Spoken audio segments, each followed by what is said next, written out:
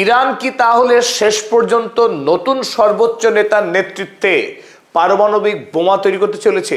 কেন এই প্রশ্নের জন্ম হলো এই মুহূর্তে? তাহলে কি শেষ পর্যন্ত ইরান পারমাণবিক বোমা বানাতে যাচ্ছে?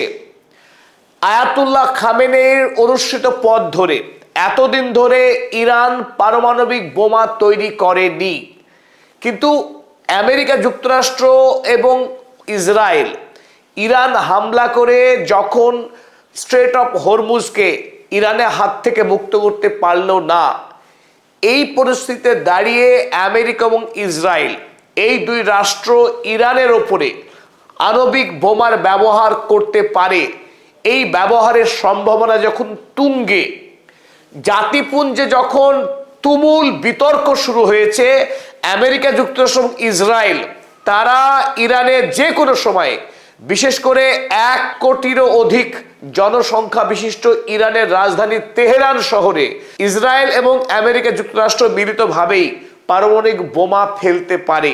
আর এই প্রেক্ষিতেই ইরানের নতুন নেতা আয়াতুল্লাহ মুজতবা খামেনেইর ইঙ্গিতেই কি ইরানের পার্লামেন্টে নতুন বিল উত্থাপন হলো, যে বিলের মূল কথা নন প্রলিফারেশন ট্রিটি থেকে ইরান আনুষ্ঠানিকভাবে প্রস্থান করতে চলেছে। চলুন আজকের এই আলোচনা আমরা দেখে নিই, সত্যি সত্যি কি ইরান তার কাছে থাকা 60% এনরিচড ইউরেনিয়ামকে শেষ পর্যন্ত 90% এনরিচ করে উইপেন গ্রেডে কনভার্ট করে শেষ পর্যন্ত ইরান কি পৃথিবীর 10 নম্বর পারমাণবিক শক্তিধর রাষ্ট্র হতে চলেছে? আলোচনায় আমি স্বাগত জানাচ্ছি অধ্যাপক আব্দুল হালিম। চলুন শুরু করা যাক। চলুন দেখে নেওয়া যাক ঠিক এই সময়ে দাঁড়িয়ে ইরান কেন এনপিটি চুক্তি থেকে বেরিয়ে আসতে চাইছে। এনপিটির অর্থ নন প্রলিফারেশন ট্রিটি, পারমাণবিক অস্ত্রের সম্প্রসারণ রোধক আইন।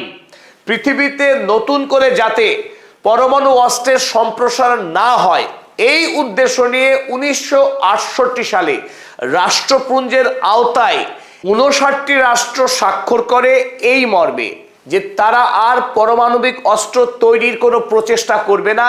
এই মর্মে প্রত্যেকটা রাষ্ট্র মুসলেখা দেয়। 1968 সালে ইরানে তখন ক্ষমতায় ছিল রেজা পেহলভি, যিনি আমেরিকা এবং ইংল্যান্ডের দাসত্ব করতে প্রস্তুত থাকতেন সদা। ইরান সেই সময়ে প্রশ্ন করতে পারেনি, যদি আমেরিকা, ইংল্যান্ড, ফ্রান্স বা রাশিয়া তাদের কাছে যদি পারমাণবিক অস্ত্র থাকে আর সেই পরমাণু অস্ত্রের জোরে তারা যদি নিরাপত্তা পরিষদের স্থায়ী সদস্য হতে পারে, তবে ইরান কেন নয়?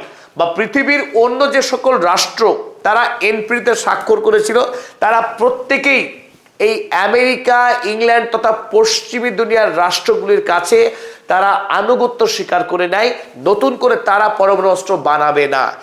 এই ক্ষেত্রে একটি কথা খুবই উল্লেখযোগ্য, ভারত বা পাকিস্তান, এশিয়া মহাদেশের এই দুটি গুরুত্বপূর্ণ রাষ্ট্র তারা প্রথমেই এনপিটি চুক্তি যে একটা বৈষম্যমূলক চুক্তি, অর্থাৎ যে সমস্ত রাষ্ট্র ইতিমধ্যে অস্ত্র বানিয়েছে তাদের অস্ত্র তারা রেখে দেবে, ধ্বংস করবে না। অথচ নতুন করে কোনো রাষ্ট্র চাইলেও তারা পরমাণু অস্ত্র বানাতে পারবে না। এই দ্বিচারিতাকে তারা গ্রহণ করেনি। পরবর্তীকালে ভারত এবং পাকিস্তান উভয় রাষ্ট্রই পরমাণু অস্ত্র তৈরি করে তারা পৃথিবীতে শক্তিশালী রাষ্ট্রের কৃতিত্ব অর্জন করেছে।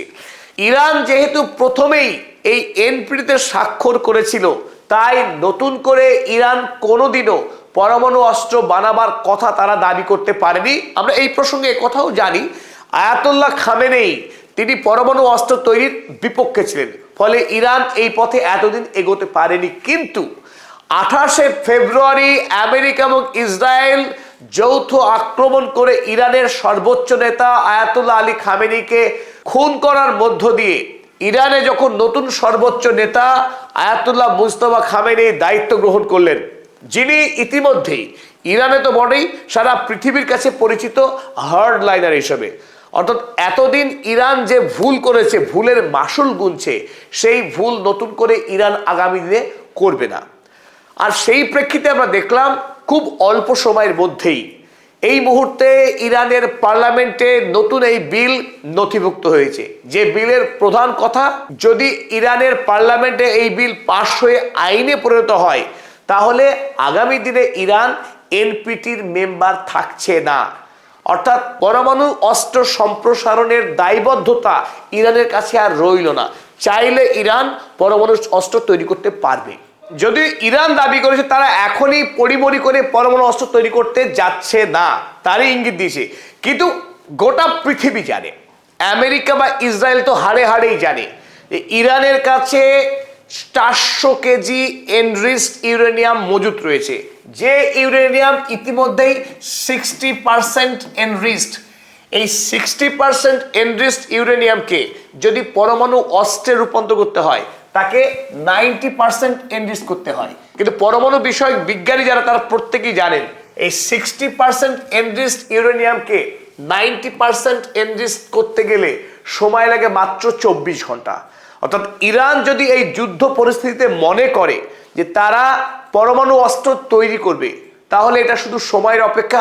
হয় ইতিমধ্যেই ইরান পরমাণু অস্ত্র বানিয়েছে, কিংবা আনুষ্ঠানিকভাবে এনপিটি চুক্তি থেকে বেরিয়ে আসার পর তারা 1 বা 2 দিনের মধ্যেই তাদের কাছে থাকা 400 কেজি এনরিচড ইউরেনিয়াম থেকে তারা অনায়াসে চাইলে 13টি ওয়ারহেড বানাতে পারে। তাই হতেই পারে যে এই এনপিটি চুক্তি থেকে বেরিয়ে আসার পর ইরান তাদের বহু ঈপ্সিত সেই পরমাণু অস্ত্র তারা বানিয়ে ফেললো। তাই এই মুহূর্তে গোটা পৃথিবীতে একটা গুঞ্জন শুরু হয়েছে, ইরান কি তাহলে শেষ পর্যন্ত পরমাণু অস্ত্র বানিয়েই ফেলবে? যদি তাই না হবে তাহলে হঠাৎ করে কেন ইরান এনপিটি আইন থেকে তাদের সদস্যপদ খারিজ করবার জন্য পার্লামেন্টে বিল উত্থাপন করতে যাচ্ছে? তা এর পশ্চাতে যে মুজতবা খামেনির অবদান রয়েছে, বা তিনি যে পশ্চিমী দুনিয়ার বিরুদ্ধে কঠিনতম এবং কঠোরতম অবস্থান নিতে পছন্দ করেন, তারই ব্যক্তিত্বের ছাপ পড়ছে এই বিলে। তবে এই প্রসঙ্গে আমরা একাধিকবার বলেছিলাম, যেদিন মুজতবা খামেনি দেশের সর্বোচ্চ নেতা নির্বাচিত হয়েছিলেন সেদিনে আমরা সবার আগে ভিডিও করে জানিয়েছিলাম যে তিনি মোহাম্মদ ইয়াজদির শিষ্য, যে মোহাম্মদ ইয়াজদি জোর সওয়াল করেছিলেন সারা জীবন ইরানের পরমাণু অস্ত্র তৈরি করবার প্রয়োজন, আর সেই প্রেক্ষিতে একাধিক বইও লিখেছিলেন। আমরা আপনাদেরকে ভিডিও করে সবার আগে জানিয়েছিলাম যে মুজতবা খামেনি যদি দেশের সর্বোচ্চ নেতা নির্বাচিত হন তাহলে ইরান আগামী দিনে অবশ্যম্ভাবীভাবে পরমাণু শক্তিধর রাষ্ট্রে পরিণত হবে। আর সেই সূত্র এবং সম্ভাবনাগুলো যেন মনে হচ্ছে এই সময়ে মিলে যাচ্ছে। এক অদ্ভুত সমাপতন, কোইন্সিডেন্স বা কাকতালীয় যাই বলুন না কেন, এই মুহূর্তে কিন্তু পৃথিবী অন্তত সেটাই বিশ্বাস করতে শুরু করেছে ইরান তার পূর্ব আইন ভেঙে এই মুহূর্তে পরমাণু অস্ত্র তৈরি করার পথেই এগোচ্ছে। না হলে আকস্মিকভাবে এখন এই এনপিটি থেকে সদস্যপদ খারিজ করার অন্য কোনো বিশেষ কারণ নেই। তবে ইরান যে পরমাণু অস্ত্র তৈরি করতে পারে বা সেই পথেই এগোচ্ছে, তার প্রয়োজনীয়তা কিন্তু উস্কে দিয়েছেন মোহাম্মদ সাফা, যিনি রাষ্ট্রসংঘের একজন গুরুত্বপূর্ণ কূটনীতিক ছিলেন এবং একাধিক অফিস সামলেছেন। এই মোহাম্মদ সাফা, যিনি জন্মসূত্রে লেবানিজ হয়ে বড় হয়েছেন জার্মানি এবং আমেরিকায়, পশ্চিমী দুনিয়াকে খুব কাছ থেকে দেখেছেন। 27শে মার্চ জাতিসংঘের সমস্ত পদ থেকে ইস্তফা দিয়েছেন প্রতিবাদ জানাতে। প্রতিবাদ কিসের? যে এই মুহূর্তে মার্কিন লবি জাতিসংঘের তৎপর যে খুব অল্প সময়ের মধ্যেই আমেরিকা এবং ইসরায়েল তারা ইরানের তেহরান শহরে পরমাণু বোমা বিস্ফোরণ ঘটাতে পারে। আর এই বোমা বিস্ফোরণ হওয়ার পর আমেরিকা যাতে গোটা বিশ্বের কাছে দায়ভার ঝেড়ে ফেলতে পারে তাদের কোনো অপরাধ নেই, সেই বিষয়ে ইতিমধ্যেই কাজ করতে শুরু করেছে এই লবি। তাই এই ঘৃণ্য চক্রান্তের বিরুদ্ধে প্রতিবাদ জানিয়ে তিনি তার পদ থেকে ইস্তফা দিয়েছেন এবং এও তিনি বলেছেন যে তিনি তার নিজস্ব কেরিয়ার ধ্বংস করলেন একটি গোপন সত্য ফাঁস করবার জন্য, যে এই মুহূর্তে আমেরিকা এবং ইসরায়েল এক ভয়ঙ্কর ষড়যন্ত্রে লিপ্ত। ইসরায়েল 2023 সাল থেকে যেভাবে প্যালেস্টাইনে গণহত্যা চালাচ্ছে, সেই একইভাবে গণহত্যা শুরু করেছে লেবাননে, আর এই মডেলকেই বর্তমানে ব্যবহার করছে ইরানে। ইসরায়েল এবং আমেরিকা তারা বিশ্বব্যাপী এক সীমাহীন সন্ত্রাস এবং গণহত্যা চালাচ্ছে, অথচ জাতিসংঘের পক্ষে আমেরিকা এবং ইসরায়েলের গণহত্যাকে নিন্দা জানানোর ক্ষমতা নেই। অপরদিকে যখন আমেরিকা ইরানের উপরে পরমাণু বোমা ব্যবহারের ষড়যন্ত্র করছে, তখন সেই অন্যায়কে ঢাকবার জন্য কাজ করতে শুরু করেছে জাতিসংঘ। মোহাম্মদ সাফা তিনি নিজেই টুইটে লিখছেন, I gave up my diplomatic career to leak this information. আমার কূটনৈতিক ক্যারিয়ারকে আমি সমাপ্ত করলাম একটি গোপন সত্য ফাঁস করবার জন্য। কোন গোপন সত্য চলুন আমরা দেখে নিই। I don't think people understand the gravity of the situation as UN preparing for possible nuclear weapon use in Iran. যে মানুষ বর্তমান সময়ের যে গাম্ভীর্যটা ঠিক বুঝতেই পারছে না। জাতিপুঞ্জ এই মুহূর্তে প্রস্তুতি নিচ্ছে ইরানে পরমাণু অস্ত্রের ব্যবহার হতে চলেছে, তার প্রাক প্রস্তুতি হিসেবে এই মুহূর্তে জাতিপুঞ্জ কাজ করছে। আর এই সত্য বিশ্বকে জানানো দরকার বলেই মনে করছেন মোহাম্মদ সাফা। জাতিপুঞ্জের কাজ করা অবস্থায় তিনি এই সত্য কোনোভাবেই প্রকাশ করতে পারতেন না, তাই নিজের জীবনে ঝুঁকি নিয়ে চাকরি থেকে রেজিগনেশন দিয়ে তিনি এই সত্য ফাঁস করেছেন যে এই মুহূর্তে আমেরিকা এবং ইসরায়েল এক ভয়ঙ্কর ষড়যন্ত্র করছে ইরানের বিরুদ্ধে। ইরান যদি আত্মসমর্পণ না করে, আমেরিকা এবং ইসরায়েলের চাপিয়ে দেওয়া শর্ত যদি সে স্বীকার না করে, তাহলে তেহরান শহরের মতো শহরেও পরমাণু বোমা ব্যবহার হতে পারে। আর এই প্রেক্ষিতেই ইরান আর বসে না থেকে, সময় নষ্ট না করে তড়িঘড়ি পার্লামেন্টে এনপিটি বিল নিয়ে আসছে, যাতে করে জাতিসংঘের কাছে ইরানের কোনো দায় না থাকে যে পরমাণু অস্ত্রের সম্প্রসারণ রোধ তাকে করতে হবে। এই দায়বদ্ধতা আর ইরান বহন করবে না। তাই একথা বলা যেতে পারে যে তেহরান এই মুহূর্তে পরমাণু অস্ত্রের প্রয়োজনীয়তা স্বীকার করছে, কারণ এই বিশ্বে নিরাপত্তার জন্যে, যে কোনো দেশের শান্তির জন্য অস্ত্রের বড় প্রয়োজন। নর্থ কোরিয়া এই মুহূর্তে নিরাপদ দেশ।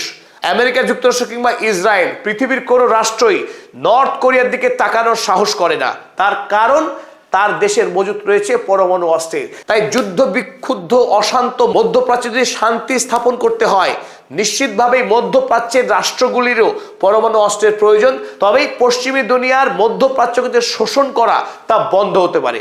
তাই এই মুহূর্তে আশার আলো দেখাচ্ছে ইরান।